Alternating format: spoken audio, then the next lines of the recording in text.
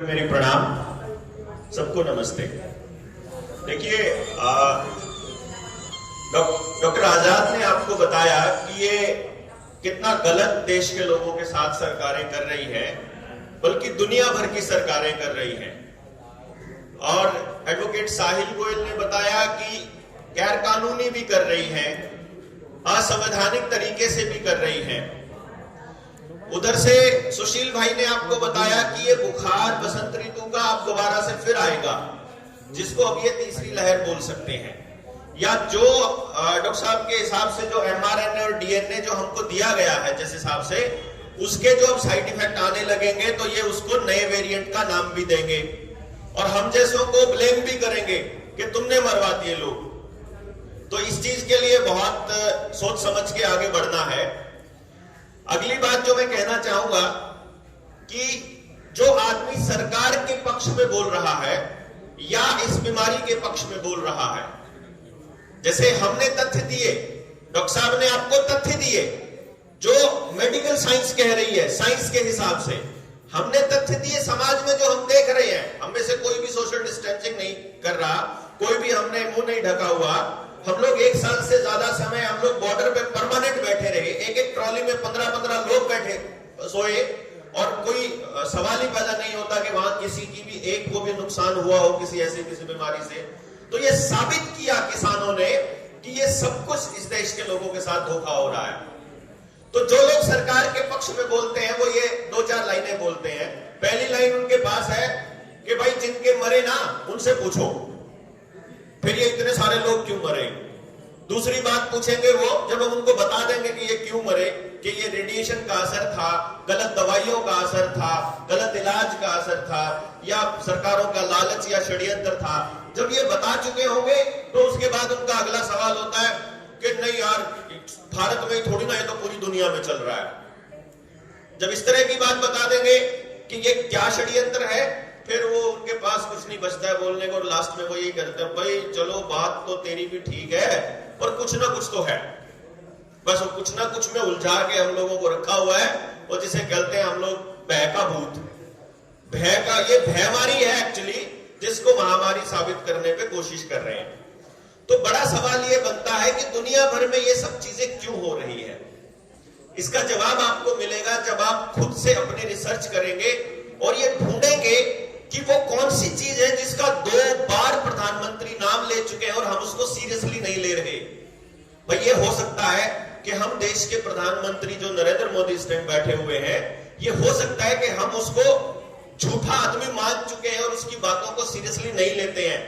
लेकिन इस पिछले 7 साल के कार्यकाल में एक चीज उन्होंने सच बोली है कि इस दौर के बाद पूरी दुनिया में न्यू वर्ल्ड ऑर्डर आ रहा है और वो आकर रहेगा। ये बात उन्होंने एक बार लाल किले की प्राचीर से बोली है और एक बार संसद में बोली है। उन्होंने कहा है उसमें भारत का रोल बहुत बड़ा होगा। ऐसा क्यों हो रहा है कि वो एक आदमी को यूनिक आइडेंटिफिकेशन नंबर दिया जा रहा है, चाहे इस टीके के सर्टिफिकेट के नाम पर, चाहे आधार कार्ड के नाम पर, और केवल आदमियों को नहीं, पेड़ों को भी यूनिक नंबर दिया जा रहा है, जानवरों को भी यूनिक नंबर दिया जा रहा है।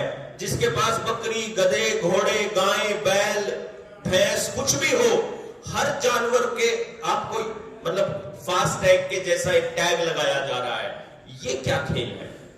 इसको समझने के लिए आपको समझना पड़ेगा कि अंतरराष्ट्रीय स्तर पर जो दुनिया के सबसे अमीर घराने हैं, फॉर्च्यून 500 प्लस जो बाकी देश के लोकल अमीर घराने, वो क्या कहते हैं?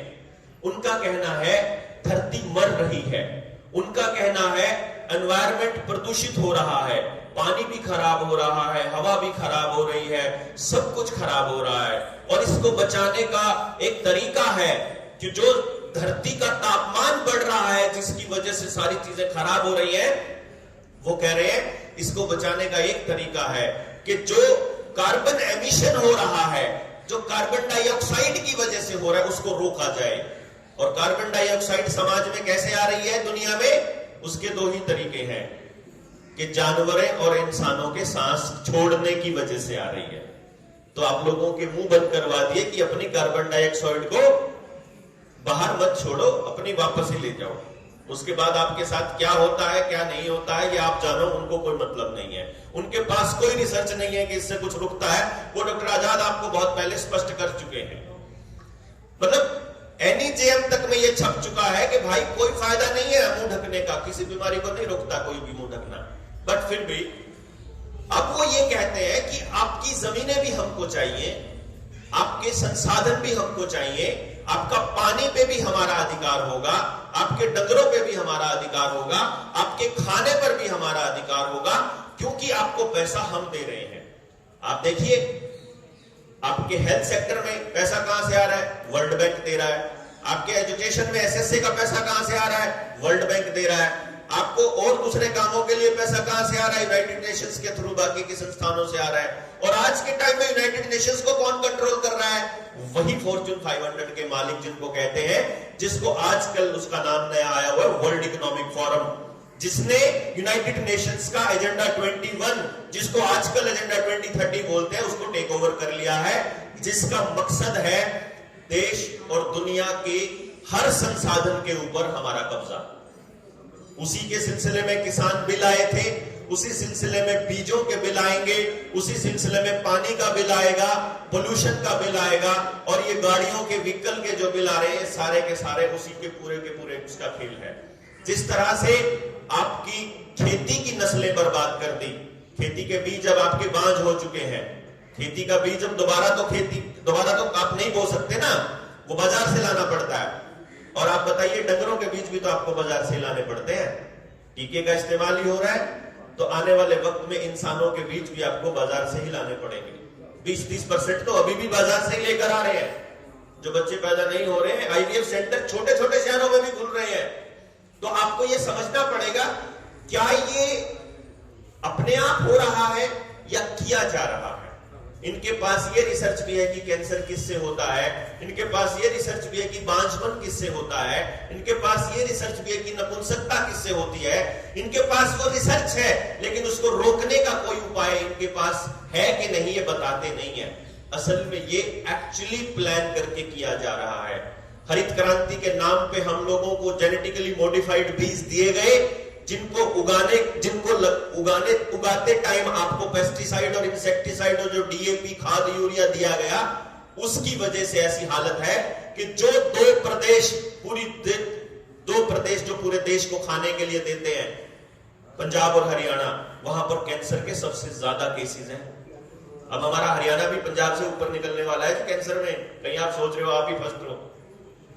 ये समझने वाली बात है कि ऐसा क्या है कि पूरे देश को खाने के लिए हम लोग दे रहे हैं, और और रॉकेफेलर फैमिली को इलाज का पैसा भी हम ही सबसे ज्यादा दे रहे हैं। ये जो फैमिलीज हैं, इन लोगों ने हमारे सारे बीज पेटेंट करा लिए। आने वाले वक्त में बीज का कानून आने वाला है कि किसान अगर ये साबित नहीं कर पाया कि उसने वो बीज कौन सी कंपनी से, कौन सी दुकान से खरीदा था, यानी वो अपना नहीं उगा पाएगा, उसको ये साबित करना पड़ेगा कि कहां से खरीदा, और अगर वो साबित नहीं कर पाया तो 3 साल की कैद है। पानी आपके जिस तरह से पुरानी टूटियां टूट करके नए टैप लगा रहे हैं, आपका पानी का कनेक्शन, गैस का कनेक्शन, ड्राइविंग लाइसेंस, बैंक, आपका ITR, आपकी जिंदगी से जुड़ी हुई हर सुविधा अभी आधार कार्ड के साथ जोड़ी गई है, और अब आने वाले टाइम में आपके इस टीके के सर्टिफिकेट के साथ जोड़ी जाएगी। ये जो हो रहा है, जो हो चुका है, वो डॉक्टर आजाद से लेकर के साहिल भाई ने बताया आपको, जो होने वाला है वो मैं आपको अब बता रहा हूं, ताकि अगर आज आपको लगे कि ये आदमी झूठ बोल रहा है, तो आने वाले वक्त में जब 6 महीने बाद आपके साथ हो तो आपको यकीन हो जाए कि वो झूठ नहीं बोल रहा था। आज आपकी हर सर्विस को जोड़ा जा रहा है। आपके बच्चों को घर रखकर मोबाइल पर गेम दिए जा रहे हैं। जो आपका यूथ है उसको भी गेम दिया जा रहा है, वीडियो गेम और अश्लील वीडियोस दी जा रही है। गेम्स में 2 ही चीजें हैं आज के टाइम पे मोबाइल गेम के अंदर, एक हथियार है, हथियारों से वो लड़ना सीखते हैं, मतलब बंदूकें, और दूसरी चीज है एक ऐसा प्रोग्राम जिसमें बच्चा पहले टास्क पूरा करेगा तो उसको कुछ टोकन मिलेगा, वो टास्क पूरा करेगा, टोकन मिलेगा। आप देखिए, आप पहली डोज लगवाओगे तो बस में जाओगे, दूसरी लगवाओगे तो सेक्रेटरीट में जा सकते हो। बिल्कुल सेम प्रोग्रामिंग हो रही है। तो जो जनरेशन छोटी आपकी आ रही है, उसको पहले से ही तैयार माहौल कर रहे हैं वो आपके लिए। ये प्रोपेगेंडा इनका 1 साल 2 साल नहीं चलने वाला है। ये बीमारी और नए वेरिएंट 2030 तक चलने वाले हैं, 2030 तक। और 2030 तक ये हालत लेकर के आएंगे जिसको हमने कहना है सोशल क्रेडिट सिस्टम। जो डिजिटल करेंसी है, जो नोटबंदी की गई थी 2016 में, वो स्टेप था उसका, वो टेस्टिंग थी कि लोग कितना समझेंगे। अब पूरी तरह से बैंक बंद होने वाले हैं, बैंकों का मर्जर हो रहा है, बैंकों के एनपीए बढ़ रहे हैं। उस एनपीए को पूरा करने के लिए कानून बन चुका है कि अगर एक उद्योगपति आपका 1000 करोड़ रुपया लेके भाग जाता है तो जितने बाकी के अकाउंट होल्डर हैं उनसे वो पूरा कर सकता है बैंक उससे, यानी आपका पैसा डुबो सकता है बैंक। ये बाकायदा कानून बन चुका है। तो सारे बैंक बंद होकर के डिजिटल करेंसी का कमीशन पहले से बिठा रखा है। उसकी रिपोर्ट उसी दिन आ जाएगी जिस दिन आपका विरोध खत्म हो जाएगा। आप अभी तक विरोध में हैं। पंजाब के और यूपी के चुनाव है, ये चुनाव खत्म होने के बाद आपके ऊपर जबरदस्ती थोपी जाएगी। ये मुंह ढकने वाले चालान, टीके लगाने वाली जबरदस्ती अब बहुत ज्यादा होने वाली है आपके ऊपर, क्योंकि अभी तक आप इसीलिए बचे हुए हैं, नॉर्मल समझ रहे हैं। गांव में तो बीएलओस की मदद से, स्कूल के टीचर्स की मदद से घरों में घुसना शुरू कर गए हैं। वहीं खड़े होकर के डीसी से, एसडीएम से बात करवाते हैं और वो आपको धमकी देते हैं कि आपका नहीं तो पेंशन रुक जाएगी, आपके बच्चों को स्कूल में नहीं जाने दिया जाएगा, आपके बच्चे फॉर्म नहीं भरने दिया जाएगा, आपको मतलब बस में, सेक्रेटरीट में आपका कोई काम नहीं होगा, आपने रजिस्ट्री करवानी हो, लाइसेंस रिन्यू कराना हो या कोई और काम करवाना हो, आपको कोई नहीं होगा। ये गैर कानूनी तरीके से आपके ऊपर थोपा जा रहा है कि आप कब बोलना शुरू करोगे, ये देख रहे हैं बेसिकली। आपने अगर बोलना शुरू नहीं किया तो आने वाले वक्त में आपके हाथ में चिप लगने वाली है। वो आपको बताएंगे कि ये चिप इतना फायदा है, आपको ना ड्राइविंग लाइसेंस लेके जाना पड़ेगा, ना आपको कोई बैंक की कॉपी लेके जानी पड़ेगी, ना आपको कोई सर्टिफिकेट लेके जाना पड़ेगा। वो सारी चीजें इसी के अंदर होंगी जो RFID होगी। बस आपने वो दिखाना है। जैसे आपकी गाड़ी पे फास्टैग लगा हुआ है, आप बस टोल पे पहुंचते हो, पैसे अपने आप कट जाते हैं, ऐसे ही आपके सारे दस्तावेज वहां उस चिप में होंगे। तो कहीं भी जाना है, गेट लगा होगा ऑटोमेटिक वाला, आपके हाथ में लगी हुई है, गेट खुलेगा, आप में नहीं लगी है, गेट ही नहीं खुलेगा। आप ये देखने आपके, अब जब ये RFID सक्सेसफुल हो जाएगी, उसके बाद आएगी एक नई चिप जो एलन मस्क ने अभी अभी बोला है। पिछले महीने उसका बयान आया था कि इंसान की खोपड़ी में चिप लगेगी 2022 के एंड तक। वो आपको मेंटली तैयार कर रहे हैं कि आप तैयार हो जाओ। वो चिप को शुरू में बताएंगे आपको। शुरू में क्या बताएंगे? जैसे 50 साल पहले किसान को बताया गया था कि ये नए हाइब्रिड बीज हैं, आप इन बीजों को खाओगे, इनको उगाओगे तो कीमत ज्यादा मिलेगी। फ्री में बीज देते थे, फ्री में यूरिया देते थे, फ्री में पेस्टिसाइड देते थे। आपको कहा गया था कि इसकी कीमत ज्यादा मिलेगी। ऐसे ही आपको ये कहा जाएगा कि ये चिप आई है, ये चिप आपके सारे रोग हर देगी। आपकी रीढ़ की हड्डी में मान लो नर्वस सिस्टम आपके दिमाग के साथ आपके शरीर का कनेक्शन कहीं टूटा हुआ है, आपके हाथ काम नहीं कर रहे हैं, चिप लगने के बाद बिल्कुल मैजिकल तरीके से वो बंदा चलने लग जाएगा, क्योंकि वो उस पूरे के पूरे सिस्टम को कवर कर देगा।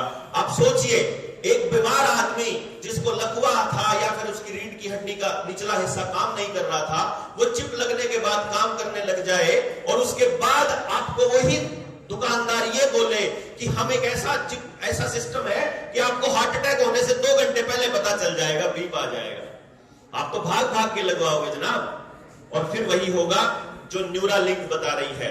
न्यूरालिंक क्या कह रही है कि आपके इंसान को आधा ह्यूमन आधा ट्रांस, मतलब रोबोटिक्स और आर्टिफिशियल इंटेलिजेंस आ रहा है, जिसको ट्रांस ह्यूमन बोलते हैं।